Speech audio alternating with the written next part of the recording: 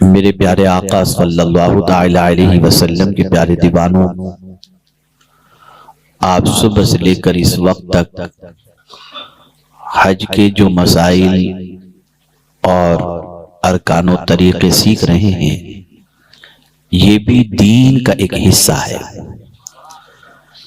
فرمایا گیا دین سیکھا کرو، اور اس میں اعلیٰ حضرت عظیم البرکت امام عشق و محبت فرماتے ہیں کہ حج کے مسائل کو سیکھنا اور ایسی محفل میں شریک ہونا جہاں حج کے مسائل بتائے جاتے ہوں، یہ بھی دین سیکھنا ہی ہے۔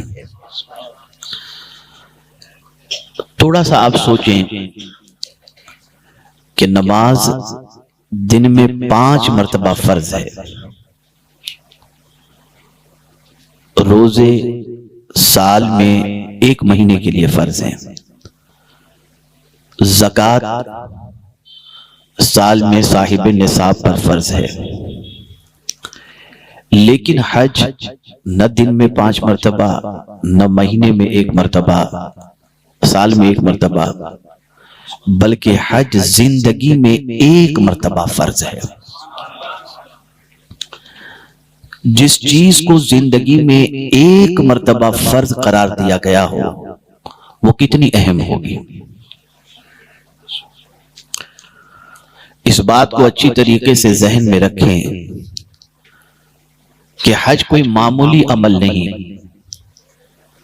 آقا کریم صلی اللہ علیہ وسلم نے حج کے بارے میں ارشاد فرمایا کہ حج کا ثواب یعنی حج مبرور کا ثواب اس کے علاوہ کچھ نہیں کہ جنت اسے نصیب ہو جاتی ہے۔ جسے حج مبرور نصیب ہو گیا، سمجھ لیجئے وہ جنتی ہو گیا۔ اور یہی وجہ ہے کہ فرمایا گیا کہ حاجی جب حج کر کے آئے تو اس کے گھر میں داخل ہونے سے پہلے اس سے مغفرت کی دعا کراؤ، اس لیے کہ یہ بخشا ہوا آیا ہے، جس کے لیے بخشش کی دعا کر دے گا اللہ اس کی بھی بخشش فرما دے گا۔ اس سے آپ اندازہ لگائیں کہ یہ کتنا بڑا عمل ہے۔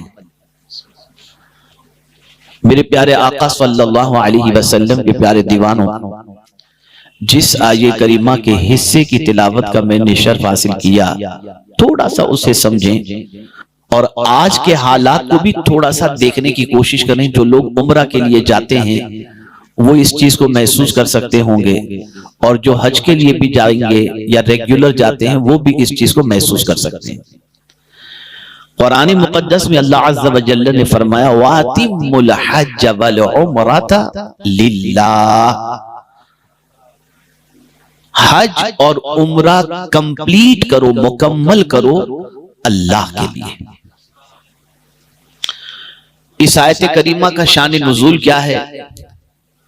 تو میرے پیارے آقا صلی اللہ تعالی علیہ وسلم کے پیارے دیوانوں، دور جاہلیت میں لوگ جو حج کے لیے جاتے تھے تو وہ کرتے یہ تھے، حج کے لیے جاتے تھے تو ادھر ادھر شعر و شاعری شروع کر دیتے تھے، کسی سے ملنے چلے جاتے تھے، گپ شپ کرتے تھے، بزنس کرتے تھے، بزنس کی باتیں کرتے تھے، یہی سب ساری چیزیں ہوتی رہتی تھی۔ تھوڑا سا طواف کر لی اور باقی وقت اپنا انہی چیزوں کے اندر گزار دیتے تھے۔ اگر آج بھی ہم بہت سارے عمرہ کرنے والوں کو اور بہت سارے حج کرنے والوں کو دیکھیں تو ان کا یہی ہوتا ہے چلو اس سے مل کے آتے ہیں، چلو اس کے پاس ٹائم پاس کر کے آتے ہیں۔ وہ اپنے 30 35 40 دن یا جو بھی دن ہوتے ہیں اس میں زیادہ تر وقت عبادت کی بجائے ملنے ملانے، کھانے پینے، گپ شپ کے اندر گزارتے چلے جاتے ہیں۔ تو قرآن نے کہا ایسا نہ کرو۔ میں نے ابھی ایک ساتھی سے عرض کیا، ابھی گزشتہ جمعہ کو، اس جمعہ سے پہلے والے جمعہ کو، میں نے کہا مدینے جاؤ تو مدینے والے کے پاس جاؤ۔ ہم لوگوں کے پاس جاتے ہیں، مدینے والے کے پاس نہیں جاتے۔ یعنی ہوتا یہ ہے کہ مدینے جا کر چلو اس سے مل کے آتے ہیں، اس سے مل کے آتے ہیں، حرم میں کتنا ٹائم؟ 1 گھنٹہ 1.5 گھنٹہ بس۔ تو آپ اور ہم اگر مکہ مکرمہ جائیں اور مدینہ منورہ جائیں، اللہ آپ کا سب کا حج قبول فرما کر حج مبرور کی سعادت عطا فرمائے۔ میرا یہ جملہ ذہن میں محفوظ کر لو، سب پوری دنیا میں ملیں گے لیکن کعبہ اور مدینہ کہیں نہیں مل سکتا۔ تو جب نکلو تو اسی ارادے سے نکلو، اللہ کے لیے۔ وہاں ملنا ملانا ٹھیک ہے، تھوڑی دیر ہوتا ہے آدمی ملاقات کے لیے، کسی عالم سے، کسی شیخ سے کوئی مسئلہ پوچھنے کے لیے، لیکن چلو یار ادھر آج یہ کر لیتے ہیں، ادھر یہ کر لیتے ہیں، ادھر یہ کر لیتے ہیں، یہ سب چیزوں سے پرہیز کریں۔ ان شارٹ وقت وہاں پر ضائع نہ کریں۔ حج کے لیے کیوں جائیں؟ اب یہ حج کی روح سمجھیں تو اللہ عز و جل نے فرمایا للہ، اللہ کے لیے۔ بلکہ حج کہتے ہی اسے ہیں کہ بندہ یہ خاص طور پر ارادہ کرے کہ اللہ عز و جل کے گھر کے ارادے سے وہ نکلے، کوئی اور ارادہ نہیں، کوئی اور ارادہ نہیں۔ اس بات کو اچھی طریقے سے ذہن میں رکھیں، دو نیتیں بہت ضروری ہیں۔ ایک تو قصد جو کریں، حج کا احرام باندھیں، حج کا ارادہ کریں تو صرف اللہ عز و جل کی رضا، اس کی خوشنودی، اس کا گھر، اور اس کے علاوہ کوئی دوسرا مقصد نہیں ہونا چاہیے۔ ایسے ہی مدینہ منورہ کے بارے میں فرمایا گیا کہ جو شخص، میرے آقا صلی اللہ علیہ وسلم ارشاد فرماتے ہیں کہ مدینے جو آیا اور اس کی نیت سوائے اس کے اور کچھ نہیں کہ میری زیارت کے لیے آیا ہے، سرکار فرماتے ہیں کل بروز قیامت یہ بندہ میرے پڑوس میں ہوگا۔ تو سب سے پہلی چیز ہے نیت کو درست کرو، اتنی درست کر لو نیت صرف اللہ، اسی کی یاد میں، اسی کی محبت میں، اسی کی الفت میں، اس کے گھر کی زیارت کے لیے جانا ہے۔ میرے پیارے آقا صلی اللہ تعالی علیہ وسلم کے پیارے دیوانوں، اخلاص بہت بڑی دولت ہے۔ بندہ نیتوں پر اٹھایا جائے گا جیسی اس کی نیت ہوگی۔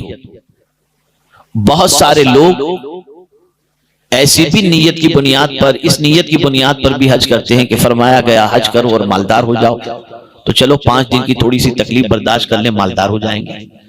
تو جیسی نیت، اس میں کوئی شک نہیں کہ آقا کریم صلی اللہ علیہ وسلم نے مفلسی کا علاج، فقر و فاقے کا علاج حج اور عمرہ کو فرمایا ہے کہ اس سے گناہ بھی معاف ہوتے ہیں اور فقر و فاقہ بھی ختم ہوتا ہے، مفلسی بھی ختم ہوتی ہے۔ لیکن ہمیں جو حکم قرآن نے دیا ہے وہ یہ ہے کہ عمرہ اور حج کرو صرف اللہ کے لیے، اللہ کے لیے۔ اب آئیے میں آپ کو تھوڑا سا سمجھاؤں۔ ہر کام رائٹ سے شروع کرنا ہوتا ہے نا،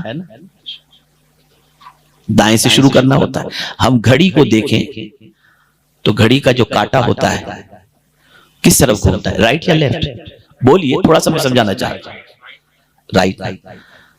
حدیث شریف میں بھی ہے الیمین السنہ، دائیں ہاتھ سے، دایاں سنت ہے۔ کوئی بھی اچھا کام کرنا ہو تو کہاں سے شروع کرو؟ بولیے، دائیں سے۔ لیکن میں حیران ہوں کہ کعبے کا طواف دائیں سے نہیں بائیں سے شروع ہوتا ہے۔ یوں چلو، رائٹ نہیں لیفٹ۔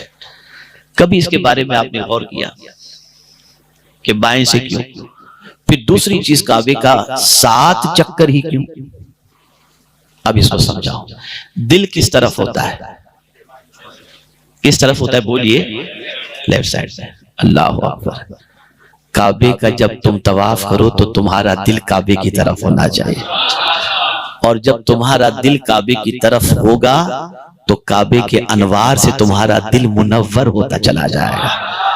یہ ذہن کے اندر بات رہے کہ ہم جب کعبے کا طواف کرتے ہیں تو کعبے سے انوار جو نکلتے ہیں اس سے ہمارا دل منور و مجلا ہو۔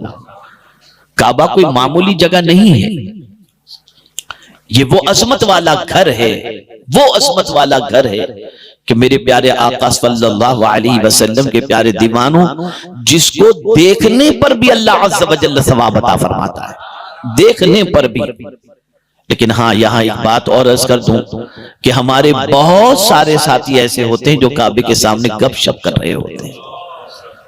عام مسجدوں کے اندر دنیا کی باتیں کرنا आला हजरत से पूछा गया कि दुनिया की बातें मस्जिद में करने का गुनाह क्या है, तो फरमाते हैं जो शख्स दुनिया की बातें मस्जिद में करता है वो अपने लिए कब्र में आग का इंतजाम करता है। और मक्का शरीफ के अंदर, हरम शरीफ के अंदर मस्जिद हराम और मस्जिद नबी में बैठकर और क्या चल रहा है, कैसे होगा, ये सब चलता रहता है। अल्लाह रहम करम फरमाए। इन चीजों से परहेज करो, इन चीजों से बचो।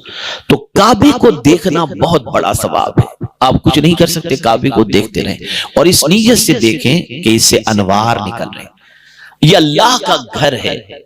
और इसकी वजाहत कुरान ने बयान की कि ये क्यों बनाया गया। इन्ना अव्वल बैतिन वुदिअ लिन्नास लल्लज़ी बिबक्कत मुबारका व हुदल लिल आलमीन। ये बरकत वाला घर है और ये पूरी दुनिया को हिदायत अता करता है, पूरी दुनिया को रास्ता दिखाने वाला है। तो आप और हम जब काबे का तवाफ करें, दिल हमारा काबे की तरफ होता है, तो हमें यह समझ लेना चाहिए और उस वक्त ये ख्याल करना चाहिए, ए अल्लाह, काबा जो हिदायत का घर है, हमारे सीने को भी हिदायत से माला माल फरमा दे, हमारे दिल को भी मुनव्वर और मुजल्ला फरमा दे, हमारे दिल की कैफियत के अंदर भी इनकलाब पैदा फरमा दे।